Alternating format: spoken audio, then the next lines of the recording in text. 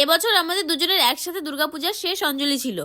কি ভাবতেছো আমাকে ব্রেকআপ হয়ে যাবে? না গাইস, অত সহজ না, অত খুশি হয়ে লাভ নাই। আমরা সামনে বিয়া করতে চলছি। অ্যাজ এ কাপল হিসেবে এই বছর আমাদের শেষ দুর্গাপূজা ছিল। তোমাকে আর কি কব, মনের মধ্যে তো আনন্দের চোটে লাড্ডু ফুটতেছে। যাই হোক, ওই খুশির খবরটা পরে দেওয়ানি, আগে চলো অঞ্জলি দিয়া নেই। সকাল সকাল ঘুম থেকে উঠে কিন্তু দুজনে সুন্দরভাবে রেডি হয়ে চলে এসেছিলাম মাঠে অঞ্জলি দেওয়ার জন্য। গিয়ে তো দেখি যে অঞ্জলি প্রায় শুরু হয়ে গেছে। যেহেতু আমাদের দুজনের এবছর শেষ অঞ্জলি ছিল, তাই আমরা দুজন ওয়েট করছিলাম সেকেন্ড বার অঞ্জলির জন্য। খুব তাড়াতাড়ি কিন্তু আমরা তোমাদেরকে জানাতে চলছি যে আমরা কবে বিয়েটা করছি। আর এদিকে মায়ের মুখটা দেখো কতটা সুন্দর লাগছে, কত আয়োজন, কত আনন্দ। কিভাবে যে দেখতে দেখতে 5টা দিন কেটে গেল বুঝতেই পারলাম না। মনে হইতেছে এই তো পূজাটা আইলো, সেই দিনই ষষ্ঠী ছিল, আমরা ঘুরতে গেলাম কলকাতায়, আর আজকে নাকি দশমীও হয়ে গেছে। আবার আমাদের অপেক্ষার দিন গোনা শুরু। আজ বিজয়া, সকলকে জানাই আমাদের তরফ থেকে শুভ বিজয়ের আন্তরিক শুভেচ্ছা আর অভিনন্দন। ছোটদের অনেক অনেক ভালোবাসা আর বড়দের প্রণাম। Rinki, Bulti, Shafikul, Suraiya, thank you so much আমাকে আগের ভিডিওটা এত সুন্দর সুন্দর কমেন্ট করার জন্য। তোমাদের সাথে কথা বলতে বলতে কিন্তু এদিকে আমাদের অঞ্জলি দেওয়া কমপ্লিট। তোমাদের এই বছরের পুজোটা কেমন কাটলো আর কোথায় কোথায় ঘুরলে কি কি করলে সেটা কিন্তু অবশ্যই কমেন্টে জানিও। আজকের মতন টাটা, দেখা হচ্ছে অষ্টমীর দিনে রাতের মিনি ব্লগ নিয়ে।